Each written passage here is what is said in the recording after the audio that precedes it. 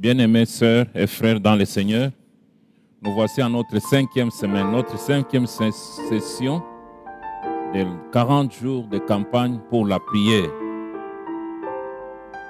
Nous commençons par la prière, parce que nous parlons de la prière. Prions le Seigneur. Dieu Tout-Puissant, nous te bénissons, parce que nous savons que pendant tout ce parcours, toi tu es avec nous. Comme tu as promis, je ne vous abandonnerai point et je ne vous délaisserai point. Illumine-nous encore, Seigneur, ô Dieu. Nous ne voulons pas être des auditeurs oubliés, mais nous voulons, Seigneur, ô Dieu, tout ce que nous apprenons, le mettre en pratique. Et nous voulons, Seigneur, pendant ces 40 jours, que nous puissions recevoir la bénédiction des prières, expérimenter cette bénédiction des prières exaucées. Dans le nom de Jésus-Christ, Amen. Nous sommes à notre 5e semaine. C'est la session 5. Cette section, c'est prier pour un éclairci. La prière pour la percée. D'abord, avant de commencer, quels sont les changements que vous avez remarqués dans votre vie de prière à ce stade de notre campagne? À ce stade de notre campagne, quels sont les changements? À ce stade de notre étude sur la prière, les 40 jours de prière, quels sont les changements que vous avez remarqués, que vous avez expérimentés? Quels sont les exaucements de prière que vous avez expérimentés? Nous vous prions de les témoigner. Donc ici, la prière pour une éclaircie ou bien pour la percée, nous allons voir dans 6 étapes. 6 étapes de prière pour une éclaircie. 6 étapes. Dans cette session, je vais vous apprendre une prière révolutionnaire. C'est un type particulier de prière. Maintenant, qu'est-ce qu'une percée? Qu'est-ce qu'une percée? Une percée, c'est quand Dieu intervient d'une manière surnaturelle dans un problème ou une relation ou une situation que vous avez affrontée souvent pendant une très longue durée. Très très longue durée de votre vie. Je suis très sûr que parmi tous ces gens qui m'écoutent, plusieurs traversent peut-être depuis de très longues durées une situation dans sa relation conjugale, dans ses finances, dans ses études ou dans n'importe quel autre domaine, même la santé. Peut-être que ça a duré très longtemps et on continue à attendre. Et ici, nous allons voir cette prière, une prière révolutionnaire. Et le modèle de prière pour la percée, pour une éclaircie, c'est un homme. Cet homme est nommé Daniel dans l'Ancien Testament. Et sa vie de prière nous montre exactement les étapes à suivre lorsque vous devez prier une prière révolutionnaire. Avant d'aller plus loin, permettez-moi de vous donner un peu la situation de Daniel pendant cette époque. Daniel et tout le peuple qui était en Israël avaient été déportés par l'Empire babylonien. On les a pris et on les a déportés vers Babylone. Et beaucoup de spécialistes pensent que Daniel avait environ 15 ans à cette époque. Et il est à Babylone. Ici, à Babylone, Daniel va connaître une élévation jusqu'à devenir le 2e homme de cet empire romain. Il est élevé dans des postes très élevés de pouvoir et de leadership. Et il a grandi jusqu'à enfin être la 2e personnalité dans ce grand empire babylonien. Frères et sœurs, je vous encourage à lire les livres de Daniel pour en savoir plus sur cette incroyable, sur cette personne qui est Daniel. Mais aujourd'hui, nous allons nous concentrer spécifiquement sur Daniel, chapitre 9. C'est un chapitre très, très célèbre de la Bible. C'est un chapitre très puissant. Ce chapitre nous enseigne sur la prière de percée de Daniel. C'est une prière qu'il avait faite pendant presque 70 ans. Il priait pour que Dieu libère son peuple de sa captivité et que le roi, l'empereur babylonien, les laisse rentrer chez eux. Il voulait retourner en Israël. Et vous savez que 70 ans, 70 longues années de problèmes, de difficultés d'attendre, ils avaient besoin d'une percée. Ils avaient besoin d'une éclaircie. Et vous aussi, moi aussi, j'ai besoin d'une percée dans plusieurs domaines. Peut-être dans mes relations, dans mes finances, dans mon ministère, dans mon mariage, dans ma santé, etc. Ou dans la situation familiale, ou dans la situation avec les enfants. Peut-être que la situation est bloquée. On ne comprend rien. Ça nous dépasse. Aucune explication, parfois même aucune exhortation ne tient. Et les choses continuent à se dégrader. Et en ce moment-là, nous avons besoin, au lieu d'abandonner, de laisser les bras et de faire tomber les bras, c'est pourquoi, en ce jour, nous allons voir la prière de Daniel dans 6 étapes clés pour prier pour une percée. Comment pouvez-vous demander à Dieu d'intervenir de façon surnaturelle dans un problème, une situation, une relation? Première clé, première étape, je laisse Dieu me parler avant de lui parler. Je laisse Dieu me parler avant de lui parler.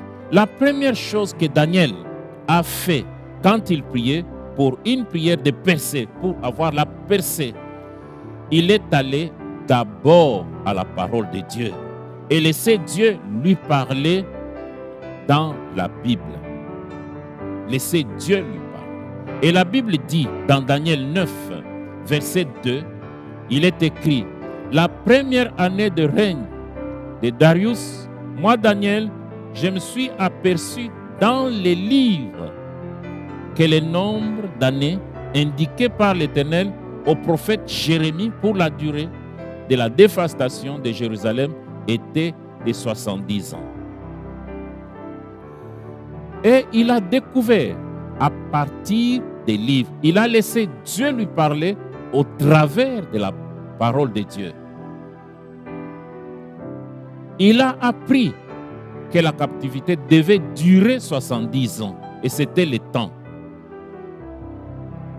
Il dit, je me suis aperçu dans les livres que le nombre d'années indiquées par l'Éternel au prophète Jérémie pour la durée de la dévastation de Jérusalem était de 70 ans. Frères et sœurs, vous ne pouvez pas prier efficacement si vous n'étudiez pas la parole de Dieu. Si vous ne connaissez pas la Bible, plus vous étudiez, plus il y a beaucoup de chances que vos prières soient exaucées.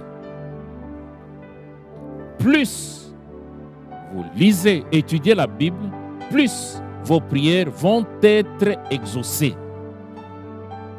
Parce que si vous ignorez la Bible,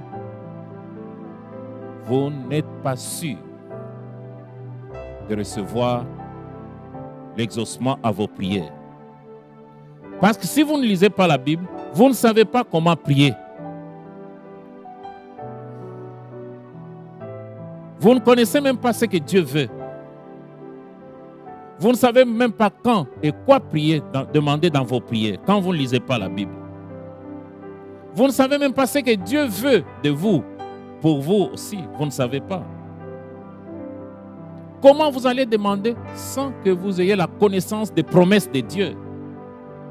Donc, la première chose, première clé, je laisse Dieu me parler avant de lui parler. Je laisse Dieu. Je laisse Dieu.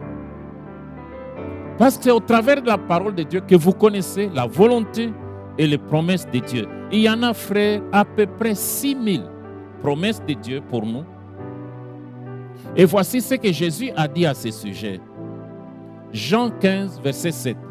si vous demeurez en moi et que mes paroles demeurent en vous, vous demanderez ce que vous voudrez et cela vous sera accordé.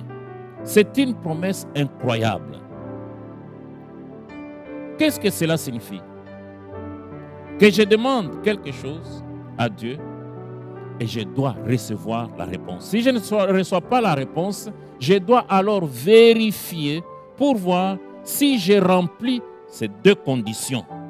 C'est-à-dire, la première chose, restez connecté au Seigneur si vous demeurez en moi. C'est-à-dire, restez connecté au Seigneur. Ça, c'est la première condition. Si vous remplissez ces deux conditions, et la deuxième chose, c'est la parole de Dieu. Demeurez dans la parole de Dieu. Suis-je dans la parole de Dieu? Si vous demeurez en moi et que ma parole demeure en vous, que les paroles de Dieu demeurent en nous. Suis-je dans la Bible sur une base quotidienne et régulière? Ce sont là les deux conditions dans ces versets pour la prière exaucée. Donc, je dois avoir un cœur qui recherche la parole de Dieu. Je reste connecté à Dieu. Est-ce qu'il y a-t-il quelque chose dans ma vie qui est faux? Est-ce que je l'ai avoué à Dieu? Et si je l'ai avoué à Dieu, je dois demeurer dans la parole de Dieu. Deuxième condition, si vous demeurez en moi et que mes paroles demeurent en vous, vous demanderez ce que vous voudrez et cela vous sera accordé. Gardez-vous la parole de Dieu. Parce qu'il y a plusieurs personnes qui écoutent, qui lisent, mais qui ne la gardent jamais, qui n'ont pas un cœur pour garder la parole de Dieu. Gardez-vous la parole de Dieu dans votre cœur. Avez-vous déjà mémorisé des versets bibliques? Est-ce que vous étudiez régulièrement la parole de Dieu pour découvrir la volonté de Dieu? Je pense même les gens qui prient sans la connaissance de la parole de Dieu, ces prières-là sont considérées comme des incantations seulement. Parole de Dieu. Nous devons la méditer. Connaître ce que la Bible, Dieu nous dit dans la Bible. Si vous voulez plus de réponses, en tout cas, plongez votre cœur, votre regard dans la parole de Dieu. C'est que, première clé, première condition, première étape, je laisse Dieu me parler avant de lui parler. Deuxième condition, je concentre mon attention sur Dieu. C'est la deuxième chose que Daniel a fait. Et ça, nous trouvons dans le verset 3 de Daniel. Je me suis tourné vers le Seigneur Dieu en le recherchant avec des prières. Deuxième clé. Première, la parole de Dieu. Laissez Dieu nous parler avant de lui parler. Alors ici, si tu ne tournes pas, tu ne te tournes pas vers Dieu, cela signifie que tu ne le cherches pas de la bonne manière. Je me suis tourné vers le Seigneur Dieu en le recherchant avec des prières. Nous pouvons aussi lire dans Jérémie.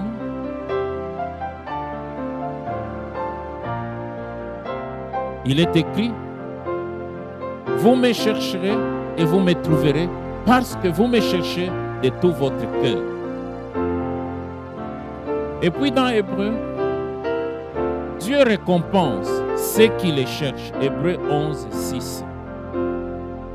Voulez-vous que Dieu vous récompense dans vos finances? Cherchez-le.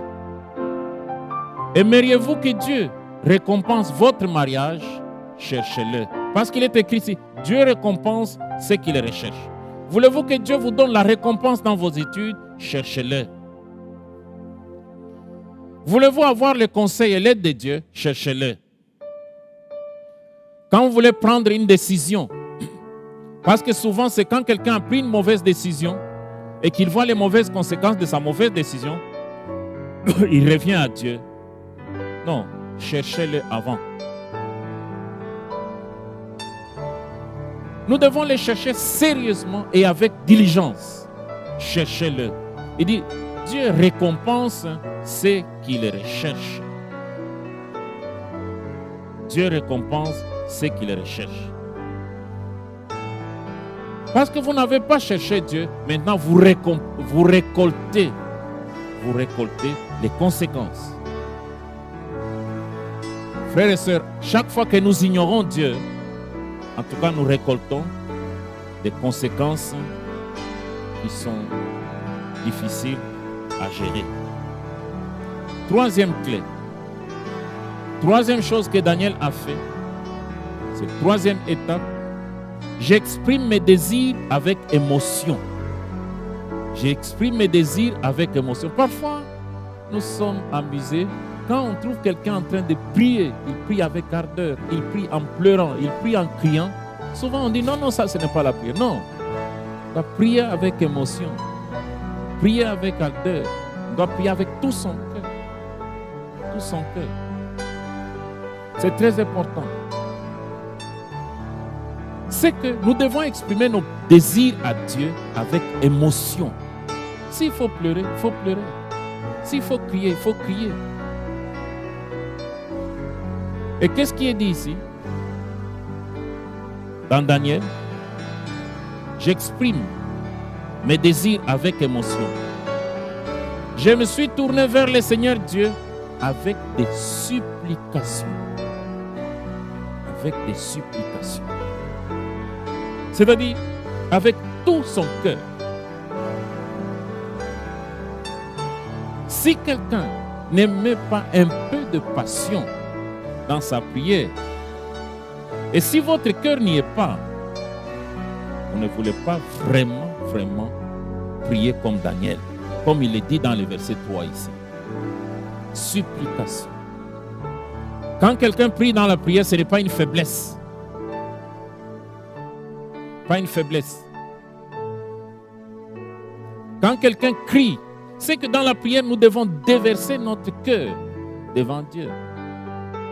Dieu seul connaît pourquoi tes larmes coulent. Ce n'est pas une faiblesse. C'est-à-dire prier avec ferveur. Parfois, nous voyons des gens prier et ils ne connaissent même pas ce qu'ils demandent. Parce que c'est une obligation, peut-être dans la famille, et ils prononcent des mots comme ça.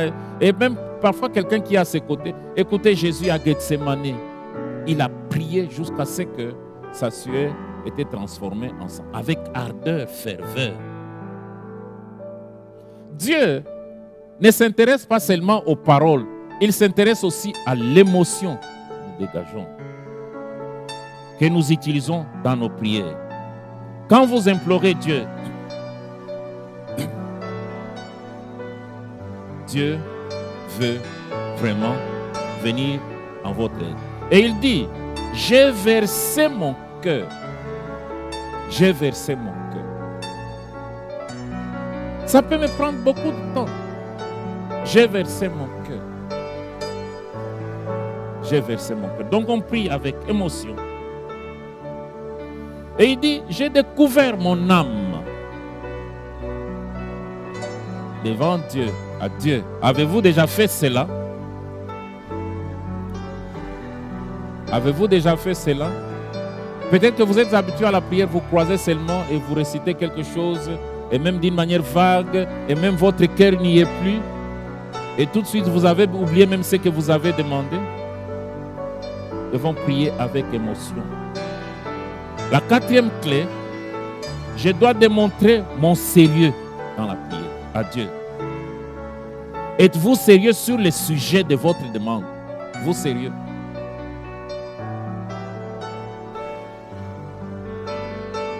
Êtes-vous sérieux? Lorsque vous êtes en train de prier pour cette prière de percée, vous devez montrer à Dieu que vous voulez dire des affaires qui sont vraies, que vous dites que vos affaires là sont sérieuses. Ce n'est pas quelque chose de la bouche seulement, mais vous devez démontrer que vous êtes sérieux. D'être sérieux. Daniel 9:3, il est écrit, et jeûnant et en me couvrant d'un sac et de cendres.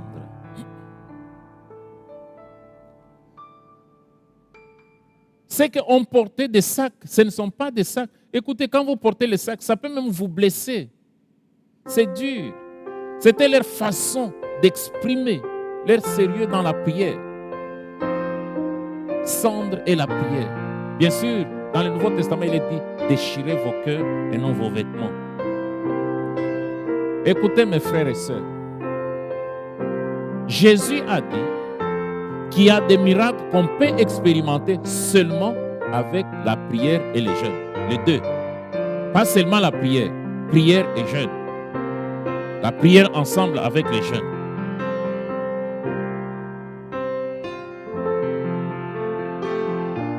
Parce que à travers les jeûnes, vous dites à Dieu que je suis sérieux dans ces dossiers.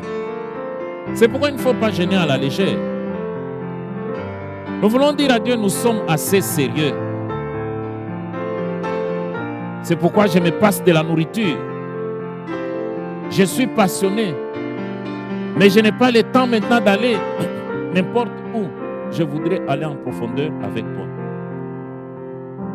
C'est que quand quelqu'un, pour un sujet, il se décide de jeûner, c'est qu'il veut exprimer vraiment, il veut démontrer à Dieu qu'il est sérieux. Parce que son problème lui coupe même l'appétit, il n'a même plus envie de manger. Et la cinquième clé, toujours dans la prière de Daniel, je remercie Dieu pour son amour et ses promesses. Je remercie Dieu pour son amour et ses promesses. La Bible dit, lorsque vous demandez dans la prière, vous devez demander avec une attitude de gratitude. Philippiens chapitre 4 parle de prier avec des actions de grâce. Et écoutez ce qu'il dit dans le verset 4 de Daniel 9. J'ai prié l'Éternel mon Dieu et je lui ai fait cette supplication, je lui ai fait cette confession. Seigneur Dieu, grand et redoutable, toi qui gardes ton alliance et qui traites avec bonté ceux qui t'aiment et qui obéissent à tes commandements. Et nous pouvons lire aussi dans le verset 9 de Daniel 9, le Seigneur notre Dieu est rempli de compassion et de pardon. Pourtant, nous sommes révoltés contre lui. Je remercie Dieu pour son amour et pour ses promesses. Donc c'est la cinquième chose que Daniel fait dans sa prière. Remercie Dieu, il est reconnaissant. Il se rappelle comment Dieu est bon et plein de grâce. Combien Dieu est reconnaissant. Combien Daniel est reconnaissant envers Dieu. Le verset 9, c'est que ici vous dites à Dieu, je suis vraiment reconnaissant que vous êtes vraiment Dieu. Et nous arrivons à la dernière et sixième étape de la prière de Daniel. C'est la sixième clé. Je confesse humblement. Je confesse humblement mes péchés. Confesser mon péché, cela fait partie d'une prière révolutionnaire après la gratitude, d'une prière de percée après la gratitude. Écoutez ce qu'il dit à partir du verset 5 et 6. Nous avons péché, nous avons agi en hommes pervertis, nous avons été méchants et rebelles, nous nous sommes détournés de tes commandements et de tes règles. Nous n'avons pas écouté tes serviteurs, les prophètes, lorsqu'ils ont parlé en ton nom. C'est que, ici, dans la prière de confession, nous devons dire à Dieu que nous savons que nous ne méritons rien. Nous ne méritons pas tes bénédictions, mais nous nous jetons devant lui à cause de sa grâce. Et nous lui demandons pardon. Nous lui demandons, nous confessons. Et dans le verset 18, il est écrit, mon Dieu, tend l'oreille et écoute. Ce n'est pas à nous, en nous appuyant sur notre acte de justice, que nous te présentons nos supplications, mais en nous appuyant sur la grande compassion. Vous avez entendu? Ce n'est pas en nous appuyant sur nos actes. Nous ne méritons rien. Nous ne méritons rien. Nous ne méritons rien. Et quelle est la conséquence de sa prière? Nous voyons dans le verset 20 à 23. J'ai parlé encore, j'ai prié, j'ai reconnaissé mon péché et celui de mon peuple quand l'homme Gabriel, celui que j'avais vu dans ma précédente vision, s'est approché de moi et m'a dit, Daniel, je suis venu maintenant pour ouvrir ta compréhension.